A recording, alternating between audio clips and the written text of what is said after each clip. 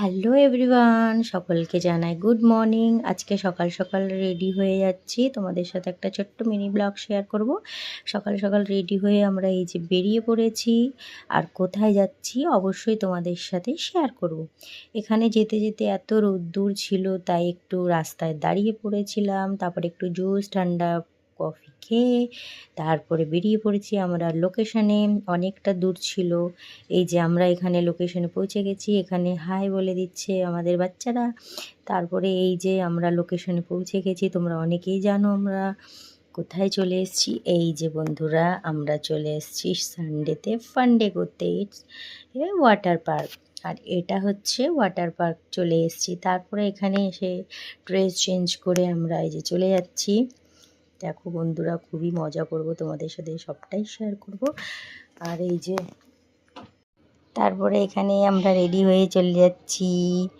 এই যে এখানে লকার নিয়ে নিয়েছিলাম সব ব্যাগপত্র সামান রাখার জন্য। তারপর চলে আসলাম এই যে ওয়াটার পার্কে।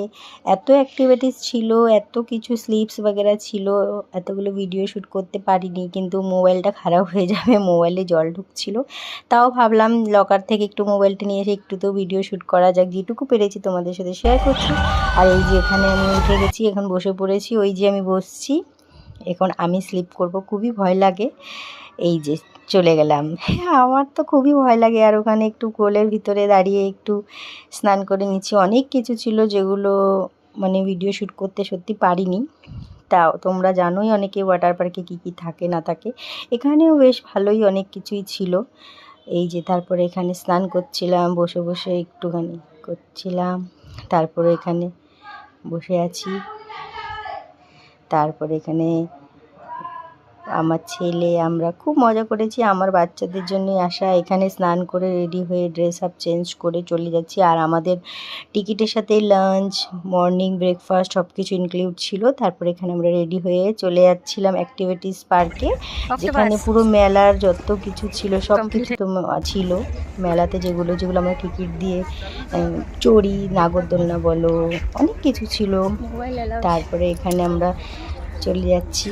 আর এত ভিড় ছিল, ক্রাউড ছিল, লাইন দিতে হচ্ছিল মেলার মতন, কিন্তু এখানে টিকিট ছাড়াই তুমি সব অ্যাক্টিভিটিস করতে পারবে। এখানে দেখো সেই পার্কটা এন্ট্রি করছি। এই যে একটা অ্যানাকন্ডা আছে, দেখো ওটাও ছিল স্লিপ। তারপরে চলে গেলাম এই ভিতরে ফিশিং দেখতে। এখানে এত সুন্দর সুন্দর কত রকম যে ফিশিং ছিল, সেগুলোর নাম হয়তো আমি জানি না, তোমরা কে কে জানো অবশ্যই কমেন্টস করে জানিও। এটা কি মাছ তোমরা কমেন্টস করে জানিও।